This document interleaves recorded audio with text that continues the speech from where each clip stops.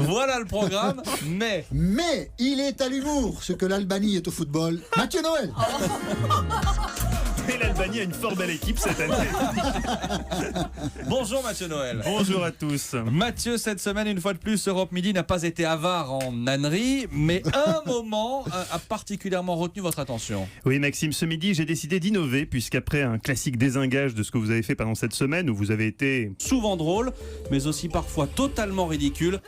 je vous C'est déjà présenterai pas mal. un nouveau jeu de société pour enfants. Un jeu olfactif aux règles très simples, vous verrez, puisqu'il me suffira d'une vingtaine de minutes pour vous les expliquer. Et comme Benjamin Josse mercredi, je m'engage à ce qu'à l'issue de cette explication, vous n'ayez toujours rien compris. L'actu cette semaine, c'est aussi ces nouvelles rassurantes de Coluche. Nouvelles rassurantes fournies par Evaroc. C'était il y a 30 ans. Coluche était décédé. Et oui, il y a 30 ans, Coluche était décédé. Il va bien. Ce qui ouvre la porte à l'idée que peut-être il est ressuscité juste derrière. On l'embrasse. Évidemment, s'il nous écoute. C'est arrivé à d'autres. 39-21. Mais ce midi, j'aimerais d'abord revenir sur cette triste histoire qui porte un terrible coup à la bonne ambiance qui régnait jusqu'alors dans Europe Midi. Nous sommes le jeudi 9 juin 2016, 14h01, l'équipe des découvertes sort du studio Lagardère quand soudain, entre une chroniqueuse voyage et une meneuse de jeu, le ton monte. Les deux femmes en viennent aux mains. Et oui, j'ai 40 ans, et alors ça te pose un problème la speakerine ? Ben moi je suis peut-être speakerine, mais je fête pas la Saint-Valentin dans le château d'Hitler en Bavière. Collabo ! La dispute dégénère, et alors qu'Anissa Haddadi gît au sol, c'est Evaroc qui lui porte l'estocade en la giflant avec le dernier numéro de Télé 7 jours. À l'origine de ce pugilat, un anniversaire qui tourne mal, celui de Vanessa Za. Tout avait pourtant bien commencé, on peut dire que la production d'Europe Midi avait vraiment mis le paquet en termes de moyens pour marquer le coup. Bon anniversaire. Oh, merci.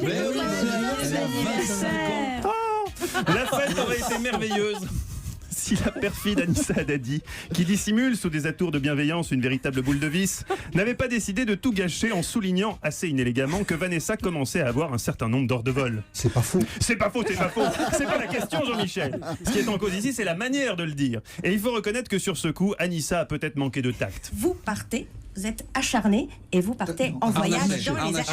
Alpes. On peut être acharné Excusez-moi, aussi, c'est mais- mes 40 ans, ça m'a foutu un petit peu plus français. Et donc, Ah, quand même. et donc, Ah quand même, des mots douloureux à entendre pour Vanessa Za, d'autant que quelques secondes plus tard, loin de s'excuser, écoutez bien, la cruelle Anissa glissait discrètement une autre saloperie. Sincèrement, elle les fait pas. Non, franchement. Elle fait 30, tout cassé. je l'ai payé. Et donc, Quel acteur. Quel acteur! Deuxième coup de poignard pour Vanessa Za qui ne s'en remettra pas. Mais Haddadi allait-elle s'arrêter en si bon chemin? Mais non! C'est vrai que ça faisait longtemps qu'on n'avait pas rappelé qu'Evaroc était célibataire depuis 92 et qu'elle se morfondait chaque soir seule devant les amours en se réchauffant de vieilles parts de 4 fromages Speed Rabbit Pizza dans un micro-ondes Indesit. Nos auditeurs masculins auraient pu l'oublier et avoir d'elle une image glamour et positive qui lui aurait redonné une chance sur le marché des célibataires. Heureusement, Anissa était là. est-ce qu'il y a des cœurs brisés parmi vous? Est-ce que quelqu'un a mal vécu une rupture sentimentale? Eva, peut-être. Merci Anissa. Idée de sortie pour le week-end les amis, n'allez pas voir l'expo de l'artiste danois au nom de Yaourt au Bifidus à Versailles, c'est tout pourri. C'est le beau-frère du fils de la dame interviewée par Diane Chenouda hier qui le dit. Diane qu'on a connue plus enthousiaste. Moi-même, je trouve ça assez moche. Bon.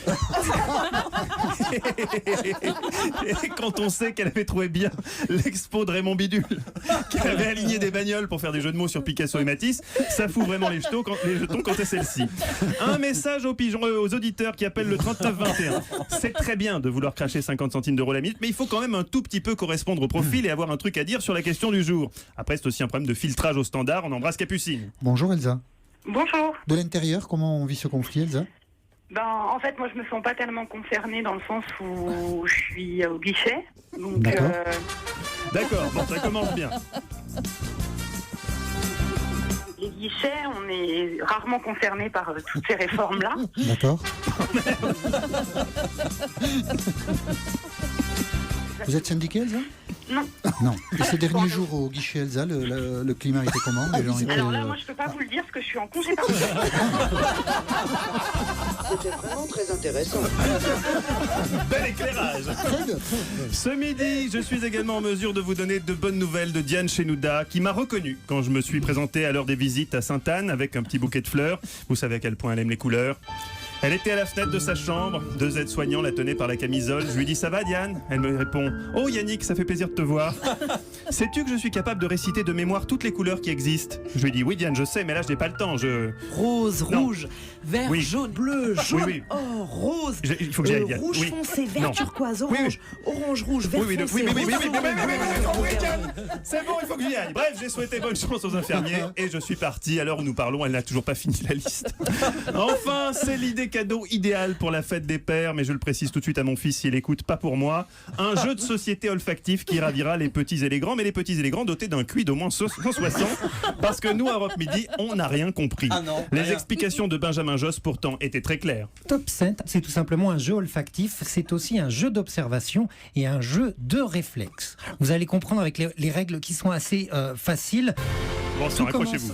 en se distribuant des cartes où il y a plusieurs fruits dessinés en fait. Orange, citron, noix de coco, banane, cacahuète, framboise, etc. Vous prenez un gobelet au hasard, vous le sentez, vous le passez à votre voisin sans dire quel fruit vous pensez avoir reconnu, c'est important. Et puis ensuite, il faut que chacun, à son tour, dépose une carte sur la table. C'est peut-être moi qui explique mal. Le nombre de fois, il est dicté par le dé, en fait, tout simplement.